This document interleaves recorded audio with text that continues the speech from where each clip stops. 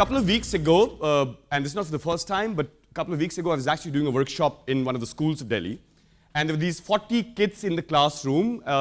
And we all across the world, we keep hearing about how every civilization is next to a river, right? As in every industrialization, civilization is next to a river. So there were 40 kids in the room. These were kids from all different parts of India.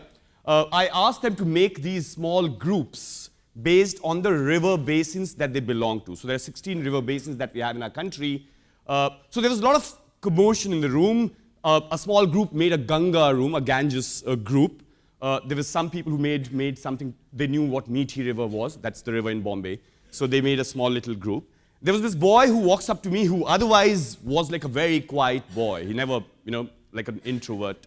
He walks up to me and says, "Sir, I do not know which river basin do I belong to. I think I belong to the tap water basin."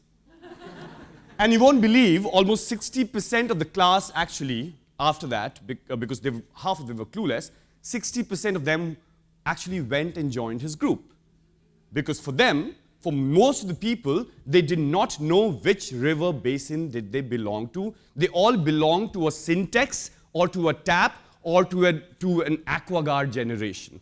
And that's a reality that all of us have right now, as much as we would think ourselves as leaders, as people who watch Inconvenient Truth or Convenient Truth or whatever that we keep doing, whatever Fab India that we would wear or fancy fair trade clothing that we would actually adhere to.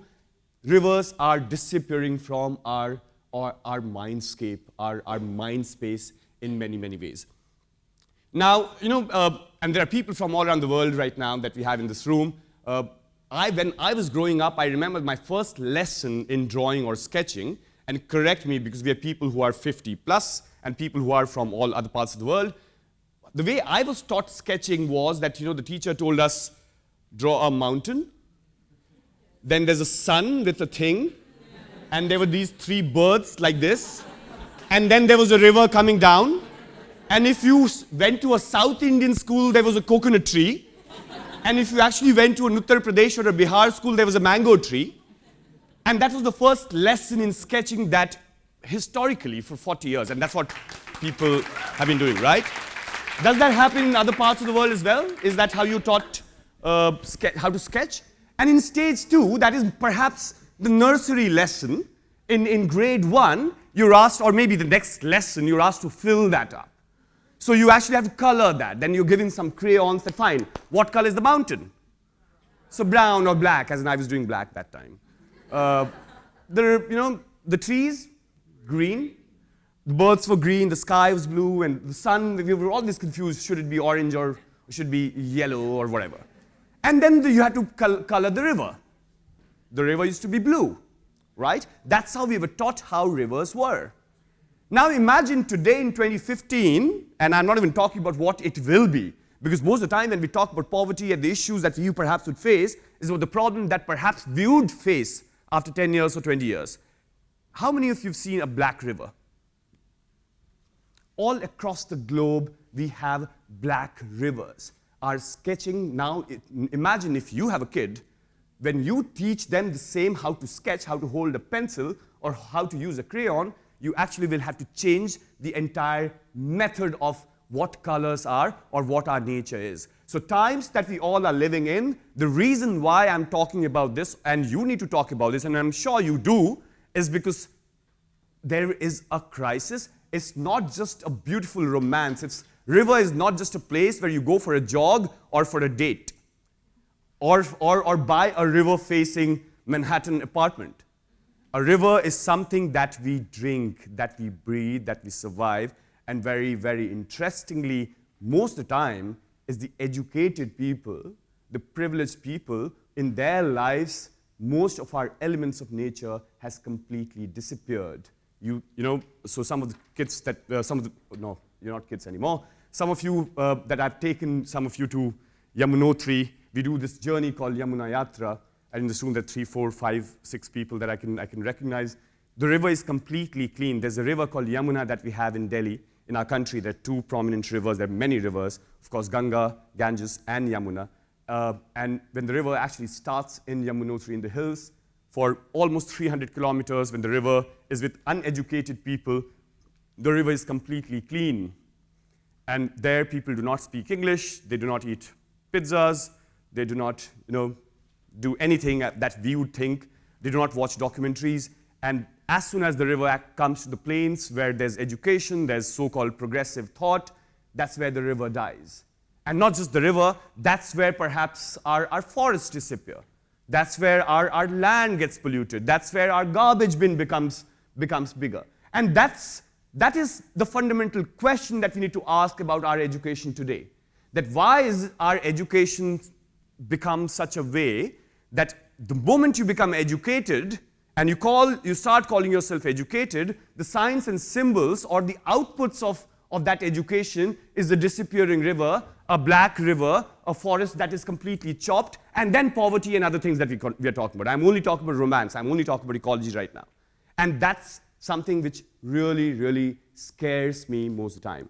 Now, when we talk about Delhi, when we talk about our river systems, so in Delhi, ridge and the river, these were the two, so the entire civilization was around these two things. And so Delhi's been made, constructed, destroyed, so 7 cities that we call. And then there's an 8th city which was basically manufactured, designed by DDA and MCD. That's the new city that we're talking about. That's the new history. And in that history, the river does not appear.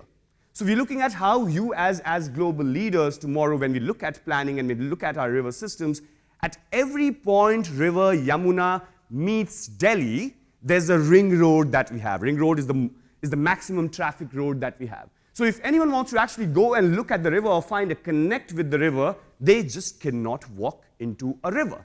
And if the river disappears from your daily visual, the river disappears from your mind, and then it disappears from the city's imagination. Therefore, you will think about how your GMR airport looks like, and how, of course, how your metro looks like, or how your new DT mall looks like, or how your new KFC outlet looks like, but you're not bothered about what your new river looks like, or your old river looks like. So that's the concern that we have. Just to give some of the people who do not know about the river, the total length of the river is around 1,360 kilometers, 65 kilometers.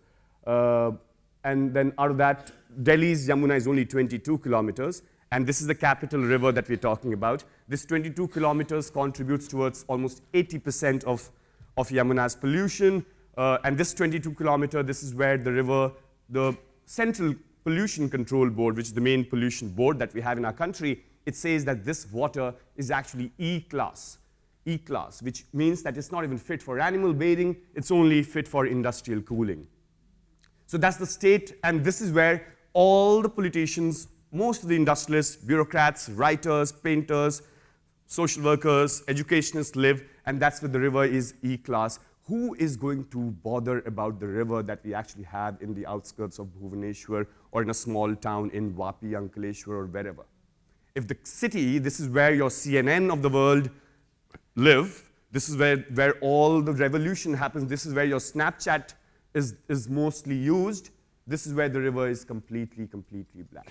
So the reason why I'm talking about these negative things is because it's, sometimes people say, well, why are you so negative? You're only talking about dark river, pollution, smell, and fine, as in, sometimes I also bring in some smelly water and sprinkle on people. These are scary times that we all live in, and therefore it's very, very important for us to not pretend that everything is all right. It's very, very easy for us to think that, oh, well, till the time that I drink this water, everything is all right. As in, I go and flush, you all will be staying in this hotel or wherever, you flush and you think everything is all right. Every single drop of water comes from a river body, and every time you flush, you might be living 50 kilometers away from Yamuna. Every time you flush, that goes to Yamuna. So you might not go and sit in the morning and defecate next to the river, but you are almost doing that, and you're doing more than someone else at this, a slum dweller who perhaps is doing it. So we need to understand resources from equity space, and what's the solution? The solution is when people like you and I stand up. People like you and I really think that it is our business, because you and I can perhaps, drink Bisleri today, the mineral water, tomorrow maybe bathe. Some of you also brush in mineral water already in Delhi. Bathe and maybe flush water also. You'll put it in the flush as well tomorrow if you have money, right?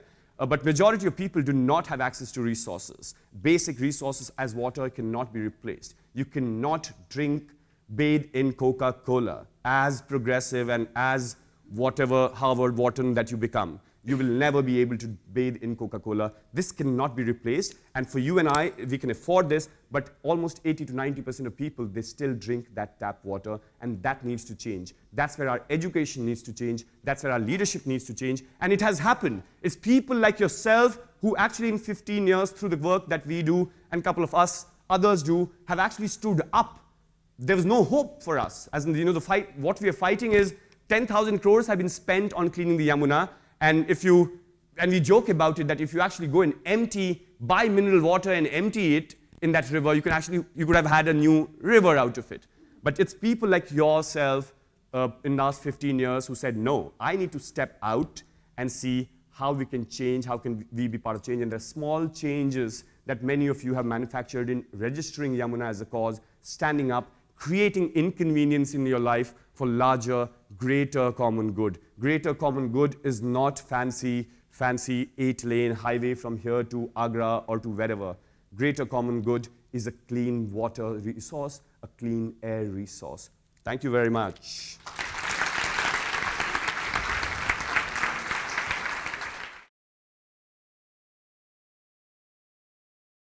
tGELF, leading the change.